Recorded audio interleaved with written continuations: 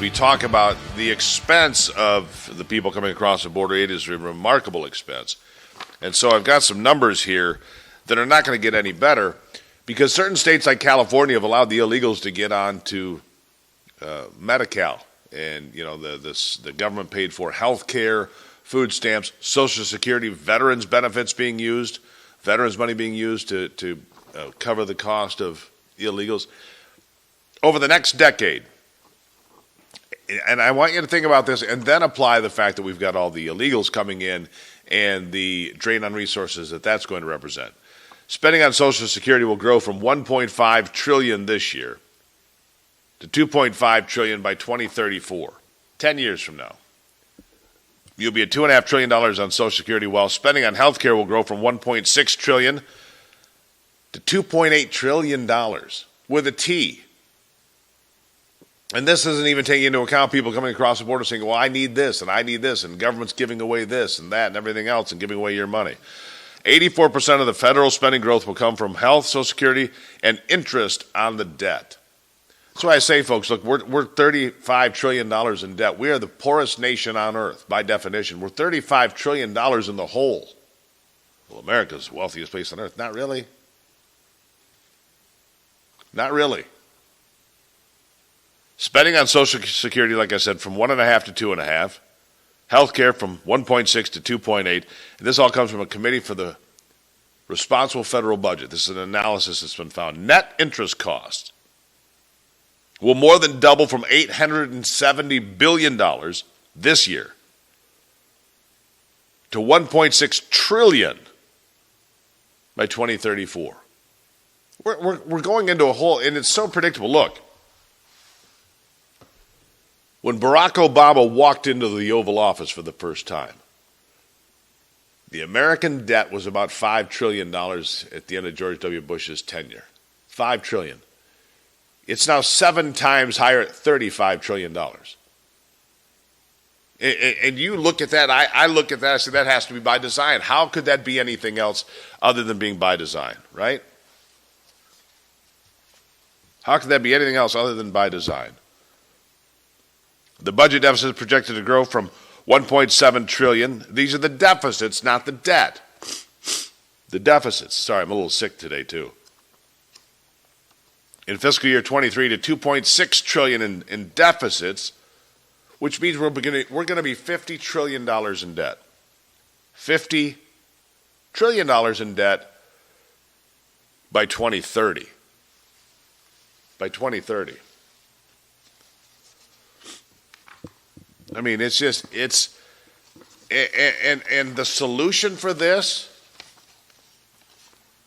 is to bring in as many illegal people as possible and give them a path to citizenship and give them asylum and give them a hotel to live in and to give them access. The story that bothers me the most and continues to bother me the most is the one out of Roxbury, Massachusetts, because I know it's one example of many, where you have a community center that's built and designed for disadvantaged people, for people that they don't have a lot. Let's just put it that way, right? It's a youth center. It's a center for 12-step programs. It's for a place for kids to go and be safe after school instead of being on the streets with gangs and so forth. And so this has been taken away. And the video that I saw that bothers me the most is the video of the kid that showed up with his backpack, who had a baseball bat sticking out of it, to come to that community center to hit a few balls, and he looks around, and it's locked up. It's no longer accessible. And nobody there in the community had a say in any of it. It was just taken away from them. Their community center, Roxbury, Massachusetts, taken away from them and given as a housing facility for illegals. How do you justify that? How do you justify closing down schools in New York City or Chicago and saying, okay, we're going to give this to this group of illegals? And then you've seen this. When you get there and the illegals are there basically flipping off the cameras, telling you can't be there. It's all part and parcel. It goes right along with what happened in New York City, where all those Venezuelans beat the tar out of 2 police officers. And then walked away from it. Got arrested and then walked away, and then later rearrested only because people were angry. Excuse me. Traveling can be rough. Yeah, it's cold and flu season, I can tell you that. I've been a little on the rough side of the weather. Anyhow, so the House Budget Committee recently passed legislation that would create a bipartisan fiscal commission. There's going to be a fiscal commission. You must feel better about that, right? We're going to save the world with a fiscal commission and all this other nonsense. Look, we're broke. We're broke. The numbers don't lie. And we're going to continue to bring people in and provide benefits and free stuff. We don't have the ability to give any more free stuff away. We don't. Still to come, we're going to talk to Francis Suarez, but first this, folks, we do have a crisis in America when it comes to education, a national crisis.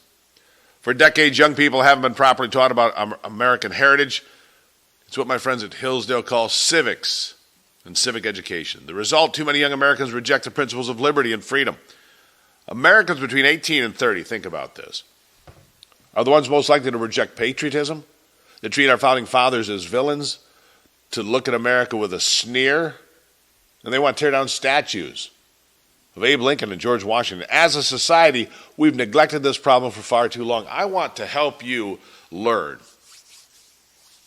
Constitutional minutes are available from Hillsdale College. A free pocket constitution is available. All you have to do is go to gruberforhillsdale.com. Gruberforhillsdale.com. 60-second little educational nuggets that you can share with your kids or your grandkids or yourself. Educate yourself. And when you're there at gruberforhillsdale.com, get yourself a free pocket constitution. You can always have it right there to look at. Gruberforhillsdale.com. I'll be right back.